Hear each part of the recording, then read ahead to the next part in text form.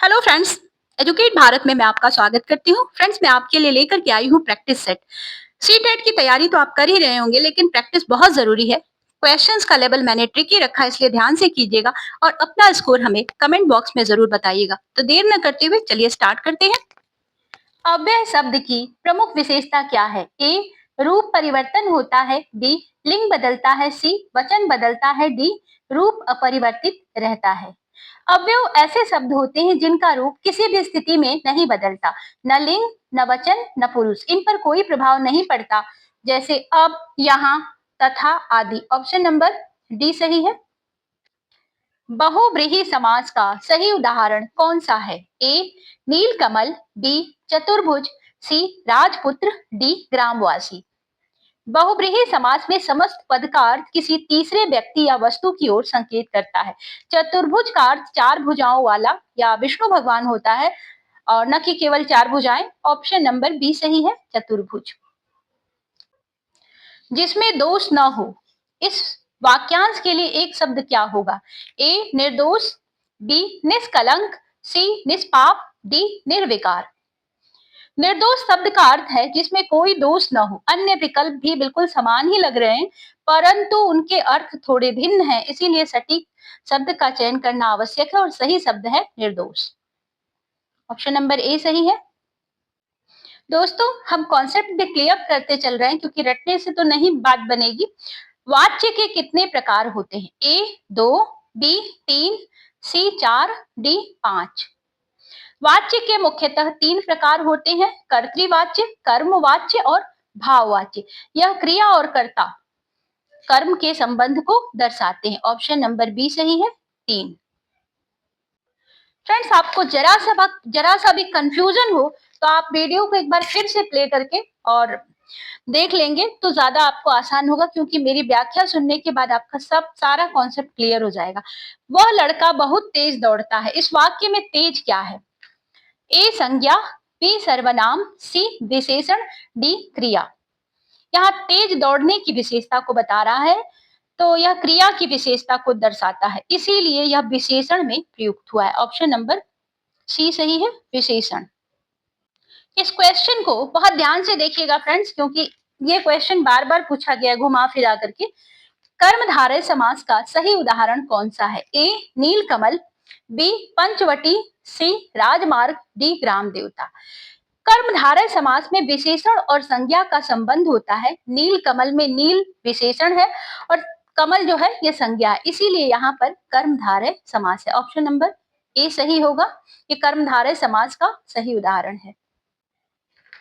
विलोम शब्द का सही युग्म कौन सा है? ए, लाभ हानि।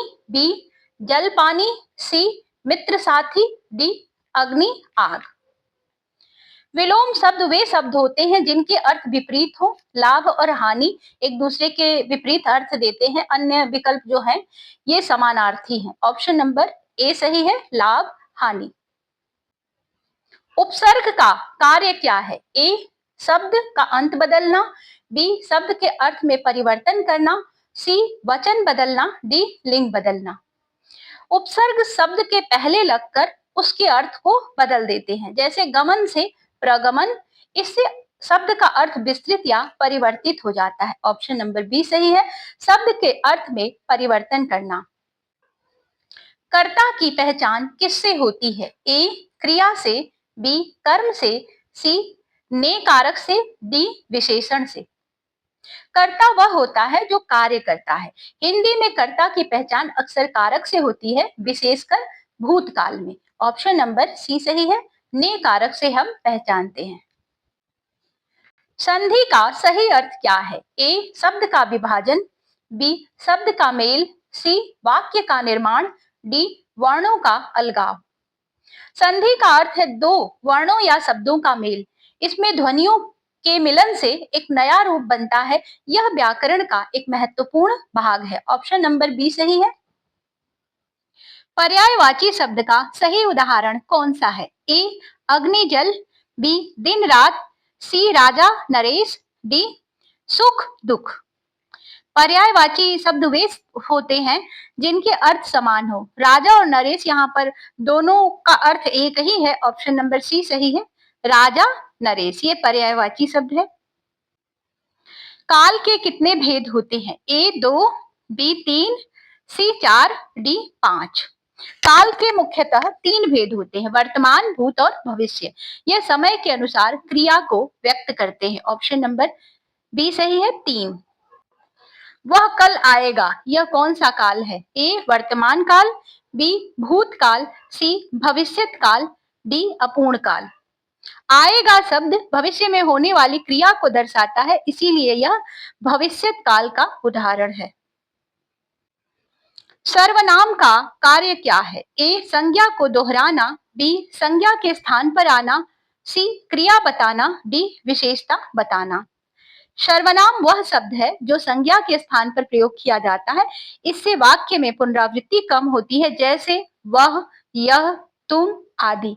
ऑप्शन नंबर बी सही है, संज्ञा के स्थान पर आना। ऑप्शन नंबर बी, ध्यान दीजिएगा।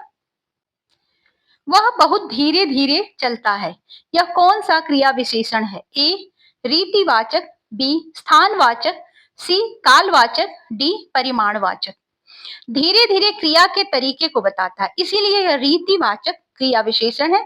यह कैसे प्रश्न का उत्तर देता है? रीतिवाचक। निपात का सही उदाहरण क्या है? ए ही, बी घर, सी चलना, डी बड़ा। निपात अव्यय का ही एक प्रकार है जो वाक्य में जोर देने के लिए आता है। ही एक ऐसा ही निपात है। ऑप्शन नंबर ए सही है। अशुद्ध वाक्य कौन सा है? ए वह स्कूल जाता है, बी मैं खाना खाता हूं, सी वह किताब पढ़ रही है, डी हम खेल रहा है। यहाँ पर हम बहुवचन है, इसीलिए खेल रहे हैं होना चाहिए। हम खेल रहा है वाक्य जो है ये व्याकरण की दृष्टि से अशुद्ध है। ऑप्शन नंबर डी गलत है। तत्सम शब्द कौन सा है? ए आग, बी आंख, सी अग्नि, डी दूध। तत्सम शब्द सीधे संस्कृत से लिए गए शब्द होते हैं। अग्नि ऐसा ही शब्द है, जबकि अन्य तद्भव है। ऑप्शन नंबर सी सही है, अग्नि। संज्ञा का सही उदाहरण कौन सा है? ए सुंदर, बी दौड़ना, सी वह, डी राम। इसका आंसर तो मुझे लगता है मेरे सारे दोस्त दे सकते हैं। संज्ञा किसी व्यक्ति, स्थान या वस्तु का नाम होती है। मैंने एक बार फिर पुनरावृत्ति कर दी है। राम एक व्यक्ति का नाम है, इसीलिए यह संज्ञा है। ऑप्शन नंबर डी सही है। लिंग के कितने भेद होते हैं? ए 2, बी 3, सी 4 और डी 5।